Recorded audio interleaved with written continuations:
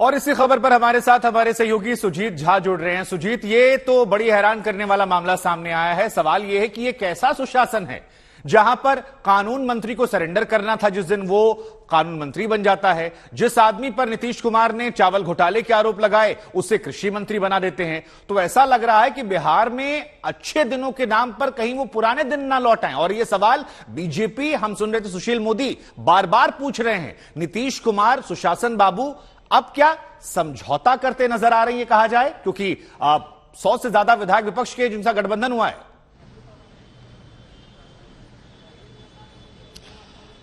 देखिए, अभी एक खबर आई है कि कार्तिकेय कुमार को जो है जिला एवं सत्र न्यायाधीश दानापुर ने किसी भी एक्शन, कोई एक्शन ना लेने के, एक तरह से गिरफ्तारी पर जो वारंट था उसकी गिरफ्तारी पर रोक लगाते हुए मतलब 1 सितंबर 2022 तक रोक लगा दी है।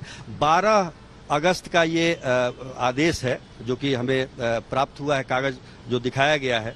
तो ये एक मामला ये जरूर है कि उनकी गिरफ्तारी पर रोक लग गया, लेकिन उनके क्रिमिनल बैकग्राउंड पर, उन पर जो कार्रवाई, जो प्रोसीडिंग चल रही है कोर्ट में, उससे कोई इनकार नहीं कर सकता है। और यही सवाल जो है विपक्ष लगातार पूछ रहा है कि भाई ऐसे व्यक्ति पर जिसका क्रिमिनल बैकग्राउंड है, जिस पर क्रिमिनल एक्ट करने का आरोप लगा है, वैसे व्यक्ति को कानून मंत्री कैसे बनाया? बिल्कुल बिल्कुल, आप बहुत वाजिब बात आपने बताई, लेकिन हम चाहते हैं कि एक बार आप हमारे दर्शकों को फिर से ये बता दें कि जो अभी आपने अपडेट दिया कि कोर्ट से उन्हें राहत मिल गई है, कुछ दिनों की उनकी गिरफ्तारी पर रोक लगा दी गई है। यह मामला कैसे आज बढ़ा? ये खबरों के बाद वहां पहुंचे या न्यायिक प्रक्रिया चल रही थी? जरा इस बारे में एक बार दर्शकों को तफसील से आप जानकारी दे दीजिए। देखिए, ये 12 तारीख का लेटर है और 12 तारीख के में ये आदेश है दानापुर के जो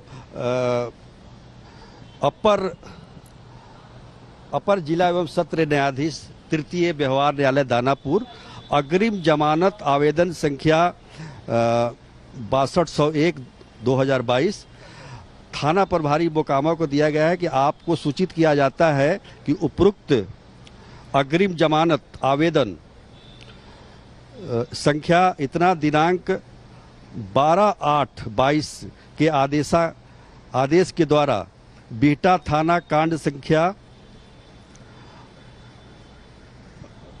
859/2014 कार्तिकेय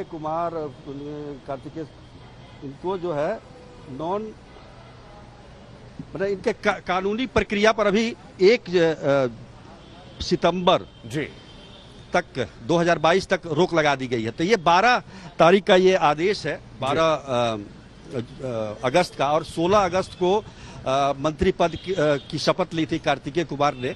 तो निश्चित तौर पर ये 12 तारीख का आदेश है। सबसे बड़ी बात ये आज कैसे पता लगा? ये अब तक सामने क्यों नहीं आया था? ये जो 12 तारीख का आदेश है ये अब तक सामने क्यों नहीं आया? क्योंकि आज खबरें चली हैं। ये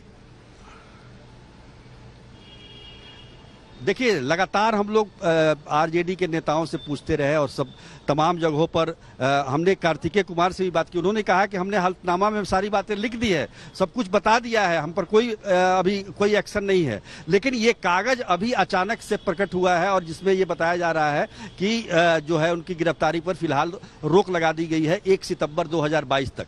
पर सवाल ये नहीं है, सवाल ये है कि आखिर ऐसे व्यक्ति को कानून मंत्री आप कैसे बना सकते हैं? आप कोई दूसरा मंत्री बना सकते थे, लेकिन कानून मंत्री बनाना और जिस पर कानूनी कार्रवाई चल रही हो, वो एक सवाल जरूर पैदा करता है। तो सुजीत झा, इसीलिए मैंने आपसे अपना पहला सवाल पूछा, उसको मैं फिर से दोहराता हूं कि नीतीश कुमार की ऐसी क्या मजबूरियां थी कि जिस व्यक्ति ने कानून का उल्लंघन किया, जिस व्यक्ति के ऊपर कोर्ट से सरेंडर करने का आदेश था, उसे कानून मंत्री बना दिया। जिस व्यक्ति पर नीतीश कुमार ने चावल घोटाले के तहत आरोप दर्ज करवाए, केस दर्ज करवाया, जांच पड़ताल बिठाई, उसे कृषि मंत्री बना दिया। तो ये तो समझ से परे, क्योंकि मुझे नीतीश कुमार वो नीतीश कुमार आते हैं जिन्होंने कई बार सत्ता छोड़ दी, अपने मंत्रियों को हटा दिया। उनकी छवि उस तरह के नेता की रही है जो दागियों को साथ में लेकर नहीं चलते हैं। तो अब ये बदले बदले नीतीश कुमार कम से कम मेरी समझ से तो परे है। देखिए शुभांकर, ये बदले गठबंधन भी तो बदल गया है, जी। बिहार में सरकार भी तो बदल गई है, तो नीतीश कुमार भी बदल गए हैं, समय के साथ बदल रहे हैं। आप 2005 के नीतीश कुमार की तुलना आज 2022 के नीतीश कुमार से करेंगे तो कहीं से भी ये समानता आपको नहीं दिखाई देगी। बहुत सारी चीजें इस बीच में, पटना के नजदीक जो गंगा बहती है उसमें बहुत सारा पानी बह चुका है, तो इसलिए अब इसके लिए तैयार रहना पड़ेगा कि आपको अगर राजनीति करनी है, आपको केंद्र की राजनीति करनी है, आपको देश की राजनीति करनी है, तो बिहार में जो अब तक आपने मापदंड बैठाए थे उसकी तिलांजलि दे दीजिए। और सबसे बड़ी बात कि मुझे जो लगता है कि हम 2005 के पहले वाली स्थिति में आ रहे हैं। अभी तो एक ही दिन हुआ है बने हुए, सरकार बने हुए, अब देखिए आगे क्या क्या होता है। बहुत सारी घटनाएं, खबरें अभी आ रही हैं जिसे उस रूप में नहीं देखा जा रहा है, लेकिन धीरे धीरे ये रूप अपना दिखाएंगी और वही चीज जो सामने आएगा, क्योंकि जिस तरीके का आप ये कह सकते हैं कि नीतीश कुमार तो ये कहेंगे कि ये आरजेडी के खेमे के ये मंत्री हैं सारे, जितने भी हम लोग नाम ले रहे हैं, जिस पर भी आरोप है, जो भी बाहुबली है, जिनका भी आपराधिक छवि है, समझते हैं और ये हम भी समझते हैं कि भले ही आरजेडी के कोटे के होंगे लेकिन मुखिया जो हैं वो नीतीश कुमार जी हैं। ये बात आप भी मानते हैं, सियासत को आप भी कवर करते हैं। सुजीत जो नए चेहरे आए हैं वो आरजेडी की तरफ से आए बिल्कुल हैं। सुजीत, लेकिन मेरा एक सवाल, जिम्मेदारी भी आरजेडी की बनती है, ये जिम्मेदारी तेजस्वी की बनती है। सबसे बड़ी बात क्या है कि लोग अब फर्क महसूस करना शुरू कर दिए थे कि लालू प्रसाद यादव की आरजेडी और तेजस्वी के आरजेडी में अंतर है, लेकिन इन सब चीजों से फिर वो चीज वही हो जाएगी जो पहले हुआ करता था। ठीक। अब सुजीत मेरा एक सवाल सुनिए, आप देखिए, आप जो बात कह रहे हैं वो बिल्कुल ठीक बात है कि वो आरजेडी पर डाल देंगे, लेकिन जीते नाम सरदार का, हारे नाम सरदार का। अगर बीजेपी, शायद उनका फोन कट गया, दोबारा कोशिश करते हैं उनसे संपर्क साधने की। सुजीत, आप तक हमारी आवाज पहुंच रही है? हाँ जी, हाँ, बताइए। हाँ, अब सवाल मेरा सुनिए। आप देखिए, जब वो एनडीए के साथ सरकार में थे अभी हाल फिलहाल तक, तब भी वो कहते थे कि देखिए नीतियां जो हैं वो नीतीश कुमार लागू करते हैं, मुख्यमंत्री नीतीश कुमार है, सरकार का चेहरा नीतीश कुमार है। यहां भी सरकार का चेहरा नीतीश कुमार है, भले ही ये मंत्रिमंडल जो है गठबंधन किसी का भी हो, लेकिन नीतीश कुमार का मंत्रिमंडल है, उन्हें विशेष अधिकार इस बात का है।